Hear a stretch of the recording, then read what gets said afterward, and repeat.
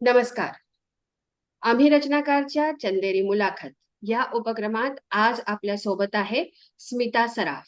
नमस्कार स्मिताताई. नमस्कार. आता आपण गप्पा मारूया आणि विचारूया की स्मिताताई ना लेखनाची आवड केव्हापासून लागली. तर स्मिताताई आपण सुरू करू तुझ्या बालपणापासून किंवा तुझ्या पारिवारिक पृष्ठभूमी पासून. तर आम्हाला ते ऐकायला खूप बरं. आवडेल. हो, हो. नक्कीच, नक्कीच. माझा जन्म महाराष्ट्रातील नंदुरबार जिल्ह्यात शहादा या शहरात झाला. आणि मला नेहमी सांगायला हे आवडतं, की कवयित्री बहिणाबाई चौधरी या खानदेशाचं प्रतिनिधित्व करतात बरोबर. आणि मी देखील एक खानदेशी आहे. तर मला नेहमी सांगताना आनंद होतो, की मी एक खानदेशी आहे. खानदेशातील त्याचा मूळ व्यवसाय हा शेती असल्यामुळे माझ्याही कुटुंबात वडिलोपार्जित शेती व्यवसायाला नेहमी प्राधान्य दिले गेले. मात्र याबरोबरच शिक्षणाचे महत्त्व देखील तेवढेच होते. माझ्या आजोबांनी आमच्या गावी म्हणजे ज्या ठिकाणी आमची शेती आहे, त्या ठिकाणी काही कुटुंबांसाठी शाळा देखील बांधल्या. शहादा शहराजवळील एका छोट्या गावात आमची शेती आहे. अ, शाळा बांधल्यामुळे काय झालं, की लहान जे कुटुंब आहे, त्यांना सोय झाली आणि बरेच त्यांचे प्रश्न सुटले त्यामुळे. आणि आजही मला अभिमानाने सांगावसं वाटतं, की त्या गावात आमची शेती आहे, घर आहे आणि तरीही आमच्या घराची जागा आम्ही शाळेसाठी उपयोगाला दिलेली आहे. क्या म्हणजे बात. घर, त्याच्या समोरचं प्रांगण सगळ्या ठिकाणी शाळेचा उपयोग केला जातो. वा वा वा. तर म्हणजे शिक्षणाचं महत्त्व ही माहेरी तितक्याच प्रमाणात आहे. आणि योग्य शिक्षण घेऊन देखील माझ्या वडिलांनी आवड म्हणून शेती व्यवसाय करण्याचाच निर्णय घेतलेला. आई माझी तशी गृहिणी, पण मला असं वाटतं, की माझ्यामध्ये जी वाचनाची, लेखनाची आवड निर्माण झाली, ती आईमुळेच. एकत्र कुटुंब पद्धतीत मी वाढली. वाडा संस्कृती जपणारा आमचा परिवार. 3 काका, 3 आत्या अशा एकत्र कुटुंबामध्ये माझं सगळं बालपण गेलं. मला 2 भाऊ आणि बहिणी. मला 1 भाऊ सॉरी, मला 1 भाऊ आणि 2 बहिणी आहे. आम्हाला भावंडांनाही चांगलं शिक्षण मिळावं म्हणून माझ्या आजोबांनी देखील खूप प्रयत्न केले आणि शहराच्या गावी सुद्धा त्यांनी आमच्यासाठी घर बांधलं, की जेणेकरून आम्हाला शिक्षण मिळेल म्हणजे चांगल्या प्रकारे. वा. मग तुमचं तर इंदोरला येणं केव्हा झालं? अ, माझं इंदोरला लग्नानंतर येणं झालं. जवळ-जवळ 25 वर्ष झाले मी इंदोरमध्ये आहे आणि शालेय शिक्षण माझं सुरू असतानाच मला लिखाणाची आवड झाली होती. पण माहेरी संगीताचा वारसा. माझी आजी गाणं म्हणायची, हार्मोनियम वाजवायची म्हणून माझे अण्णा म्हणजे वडील, माझे काका आणि आत्या यांना आणि आमच्या तिसऱ्या पिढीत थोड्याफार प्रमाणामध्ये संगीताची आवड होती. मग गाणं, नाटक त्याच्यानंतर अ, वक्तृत्व स्पर्धा, नृत्य आणि वादविवाद स्पर्धा या सगळ्यामध्ये असं वाटतं, की थोडंफार ही जी लिखाणाची आवड आहे ना, ही जरा मागे पडली असावी असं मला स्वतःला जाणवतं दरवेळेला. हा. हे कुठेतरी बाकी सगळं करण्यामध्ये हे कुठेतरी दूर राहिलं कदाचित आणि ते मला कळायला, त्याचं आकलन व्हायला थोडासा वेळ लागला असं मला नेहमी वाटतं. हा. मी बॅचलर ऑफ सायन्सची डिग्री घेतली. त्यानंतर मी डिप्लोमा केला पॅथॉलॉजीमध्ये. अ, आणि लग्न झाल्यानंतर इंदोरमध्ये जवळ-जवळ 12 वर्ष मी या क्षेत्रात नोकरी केली. पॅथॉलॉजी मध्ये. मेट्रोपॉलिस पॅथॉलॉजीमध्ये मेट्रोपॉलिस हेल्थ केअर नावाची संस्था आहे. त्याच्यामध्ये ॲज अ सायंटिफिक ऑफिसर म्हणून मी माझा जॉब होता आणि जवळ-जवळ 12 वर्ष मी नोकरी केली. त्याच्यामध्ये म्हणून मग लिखाण थोडंसं असं दूर पडलं का असं मला दरवेळेला वाटू लागतं आणि मग संसार आणि नोकरी या दुहेरी जबाबदारीमध्ये ते म्हणजे वेळ लागला, की आपल्याला कधी करायचं आहे पण ते किंवा आतमध्ये अ, खोल कुठेतरी आता रुजलेलं वेळ होतं. नक्कीच. हो, हो, हो. नक्कीच, नक्कीच रुजलेलं होतं. आणि आता मला बरेच जण विचारतात, की "तू आधीपासून लिहीत होतीस का? किंवा तुला कधीपासून आवडतं?" खरं म्हणायला गेलं तर आवड अगदी बालपणापासून होती. तेव्हाही मी वाचत होती. अ, तेव्हाही सगळं. पण बाकी सगळ्या सराउंडिंगमुळे ते थोडंसं मागे पडलं असं वाटतं आणि हम्म. आता गेल्या 2-3 वर्षापासून मी माझ्या आवडीला प्राधान्य द्यायला सुरुवात केलेली आहे. वा, क्या बात आहे. तर एखाद दोन कविता होऊन जाऊ द्या मग. अच्छा. नक्कीच, नक्कीच, नक्कीच होऊन जाऊ दे ते. मी असं म्हटलं की खानदेशाची मी आणि हो. खानदेशाची मूळ भाषा अहिराणी. तर अहिराणी भाषेमधलीच एक कविता लिहिण्याचा प्रयत्न केलाय, हा. सांगते मी. म्हणजे वाचते, कशी वाटली बघा. कवितेचं शीर्षक आहे, ऍक्च्युली आपल्या पारंपरिक म्हणींवर आम्ही काही कविता करण्याचा उपक्रम केलेला आहे. अच्छा. तर म्हण आहे, आधी पोटोबा आणि मग विठोबा. विठो. हं. याच्यावर अहिराणी भाषेतली एक कविता आहे. कौलारूच्या छताखाली माव कुटुंब नांदत. कौलारूच्या छताखाली माव कुटुंब नांदत. हाकसाच्या दानापायी हिरवं सपान बांधत. हाकसाच्या दाण्यापायी हिरवं सपान बांधत. माय रांधी ते भाकर बा शेतात राबतो. माय रांधी ते भाकर बा शेतात राबतो. एका एका कणासाठी पाणी पिकात भरतो. दावणीचं दुःख सारं देतो बांधाले सोडून. हं. दावणीचं दुःख सारं देतो बांधाले सोडून. लेकराच्या सुखासाठी घेतो वय पोटाले पाडून. क्या बात. देह जळतो कष्टानं रात आशेच काढतो. हं. देह जळतो कष्टानं रात आशेच काढतो. त्याले नाही ठाव देवा तू कसा रे दिसतो. हं. त्याले नाही ठाव देवा तू कसा रे दिसतो. आधी पोटोबाचा विचार मग विठोबाची वारी. आधी पोटोबाचा विचार मग विठोबाची वारी. भाकरीचा चंद्र कसा तळपतो त्याच्या माथ्यावरी. क्या बात. भाकरीचा चंद्र कसा तळपतो त्याच्या माथ्यावरी. म्हणे जलम पुढचा यावा चंद्रभागे तीरी. हं. म्हणे जलम पुढचा यावा चंद्रभागे तीरी. साता जन्माच्या उपासाने झिजवेन विठूची पायरी. क्या बात. साता जन्माच्या उपासाने झिजवेन विठूची पायरी. वा. वा. आणि कविता आणि गाण्याशिवाय अजून काय काय छंद आहेत तुला? काय आवडतं अजून? मला खरं तर कविता, गाणं, मला नृत्याची देखील आवड आहे. म्हणजे शाळा कॉलेजमध्ये असताना मी बऱ्याच प्रमाणामध्ये प्रत्येक स्पर्धेत भाग घेणं. म्हणजे हं. असा विचार नाही करायचा की स्पर्धा आहे, आपल्याला येतंय किंवा नाही येते असं नाहीये.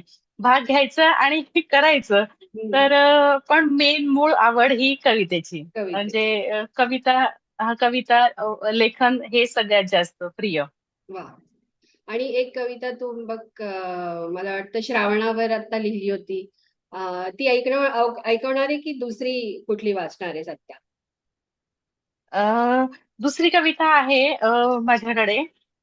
आणि मला सांगायला आता खूप छान वाटतंय की साहित्य प्रवासाला जेव्हा सुरुवात झालीये, तर त्यावेळेस मला वेगवेगळे प्लॅटफॉर्म मिळतात, ते वेगवेगळ्या लोकांशी परिचय वाढतोय. तर एक काव्यानंद प्रतिष्ठान पुणे हं. यांच्याशी जेव्हा माझा संपर्क आला, तर त्यांनी घेतलेल्या निरनिराळ्या उपक्रमांमुळे खरंच खूप स्वतःच्या लेखनात प्रगती झाली मला असं वाटतं. हं. हं. हं. आणि त्या एका उपक्रमामध्ये पत्रांचा उपक्रम आम्ही घेतला होता.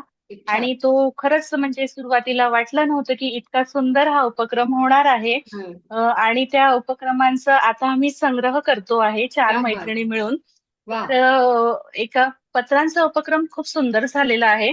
आणि अ, त्याचबरोबर त्यांचे मासिक म्हणा किंवा म्हणींचा उपक्रम म्हणा किंवा मागच्या वर्षी गेल्या वर्षी आम्ही सणांचा उपक्रम होता. सगळे जे पारंपरिक सण आहेत त्यावर कविता लिहिल्या होत्या. तर असे वेगवेगळे उपक्रम काव्यानं नेहमीच राबवत असतो. तर त्याच्या अनुषंगाने म्हणजे प्रगती होते लेखनामध्ये, वाचनामध्ये नवनवीन स्रोत मिळतात आहेत अजूनही बरोबर. साहित्य क्षेत्रामध्ये.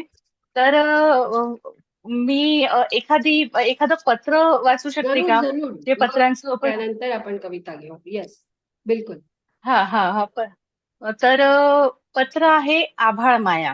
हं. अ, हे पत्र मी आभाळाला लिहिलेलं आहे आणि आभाळाच्या थ्रू माझ्या वडिलांपर्यंत पोहोचवण्याचा माझा हा प्रयत्न आहे, की बघा.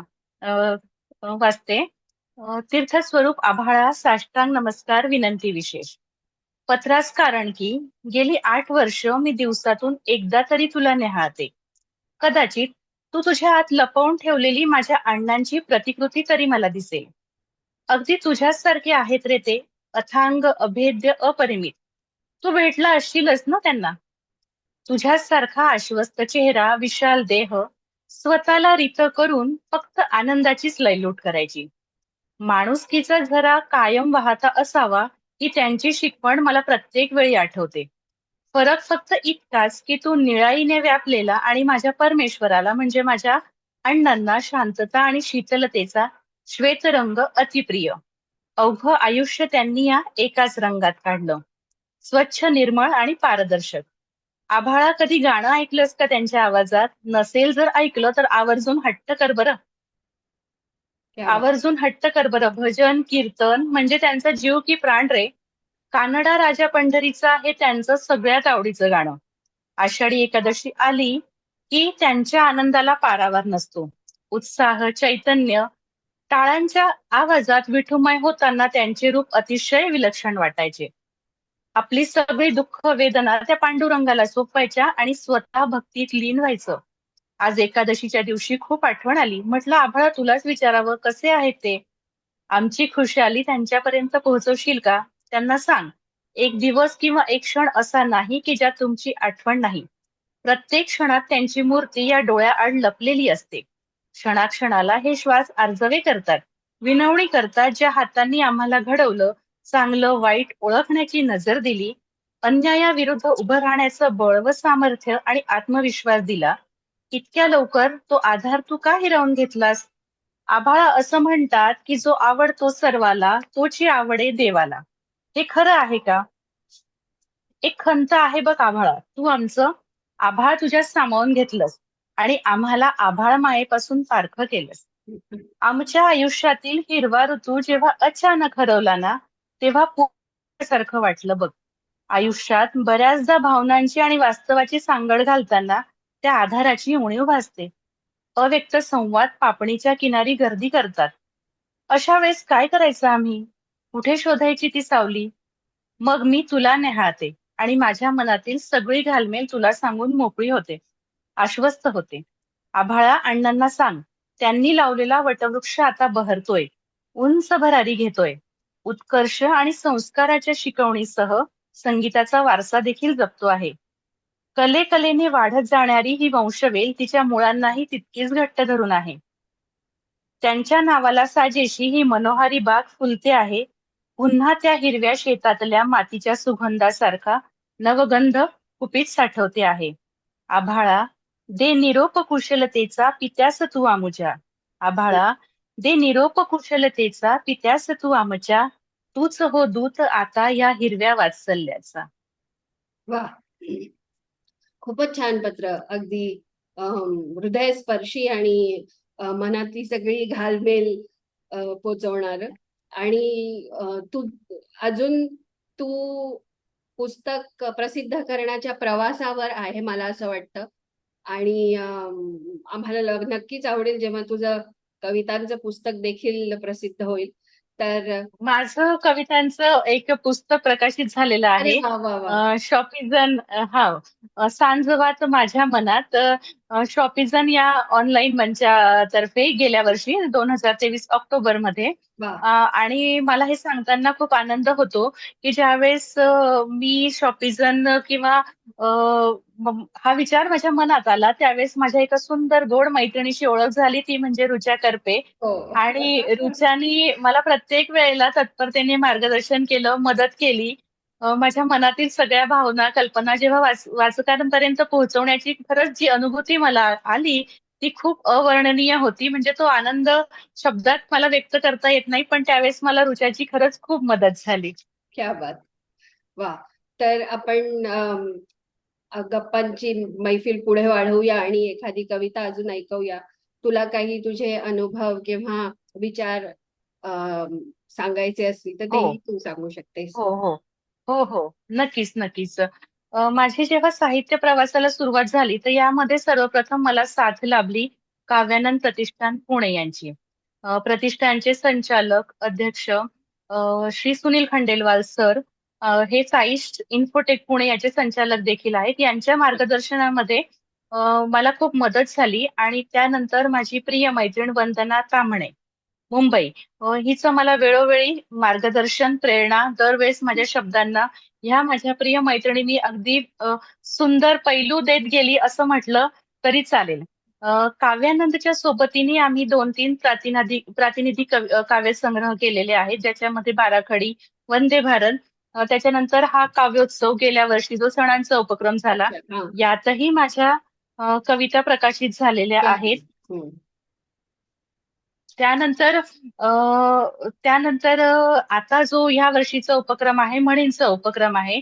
जवळजवळ 60 म्हणींवर आम्ही कविता केलेल्या आहेत आणि ह्या उपक्रमामध्ये महाराष्ट्रातील 50हून अधिक कवी कवयित्री सहभाग घेतात क्या आणि बात. वा. आतापर्यंत 1000च्या वर कविता या म्हणींवर लिहिल्या तर गेलेल्या आहेत. उपक्रम. हम्म. जशी जशी हो. जशी जशी जशी जसं साहित्याची वाटचाल पुढे चालत गेली, त्याप्रमाणे परिचय सुद्धा वाढत गेले. हो. प्रत्येकदा एक नवीन ओळख, जसा कलेला वाव मिळत गेला तसा नवनवीन लोकांची मला सोबत मिळत गेली आणि त्या सगळ्यांमध्ये मला एक नाव सांगावंसं वाटतं, ते आहे वैजयंतीताई दाते यांचं. हम्म. वैजयंतीताई दाते यांच्या सांगण्यावरून अलकनंदताईंनी मला आपल्या मायमावशीच्या समूहात सामावून घेतलं. आणि जसं अनेकावीत साहित्याची पेटी उघडावी ना, तसं अप्रतिम उपक्रमाने शृंगारलेल्या समूहात माझं अस्तित्व खरं तर नव्याने खुलू लागलं. क्या बात. लेखणीला दिशा मिळाली आणि मार्ग मिळाला. मी आपल्या समूहाच्या उपक्रमांबद्दल एक छोटीशी 4 ओळी लिहिलेली आहे, ज्या आपण हम्म. काही उपक्रमांबद्दल हो मी ती हो. सांगते इथे. रंगबिरंगी दुनियेने उघडले सोनेरी पान. हम्म. रंगबिरंगी दुनियेने उघडले सोनेरी पान. कवितेच्या शब्दांनी पुलकित झाले कान.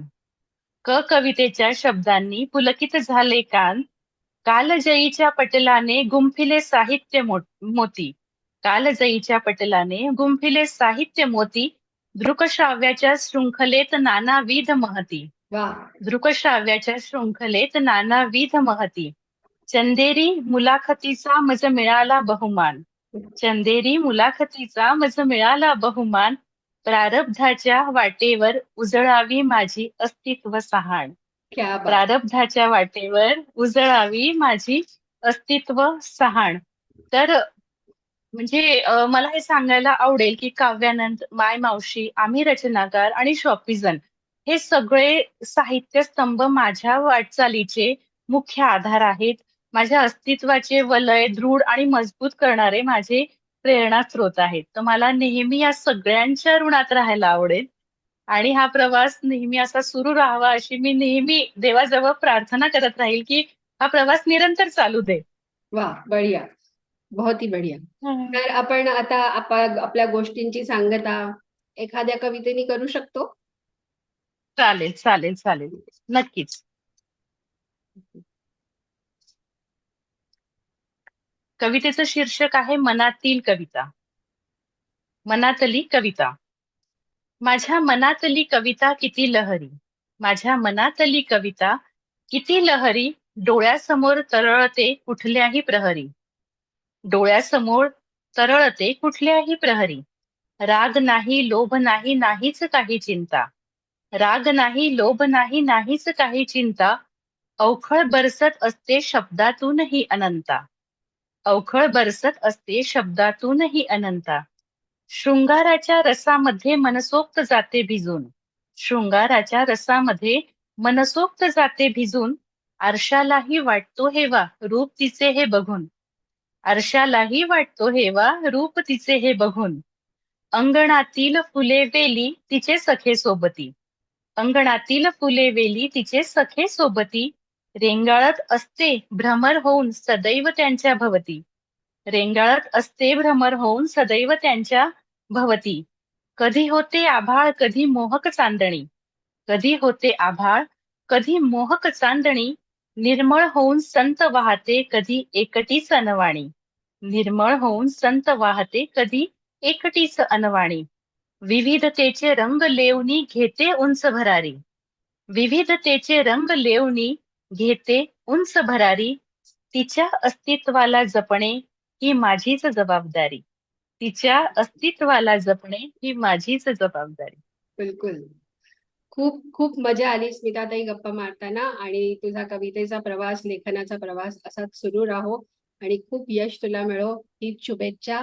खूप खूप धन्यवाद. पुन्हा खूप भेटू. खूप धन्यवाद आफाताई. पुन्हा भेटू. नमस्कार.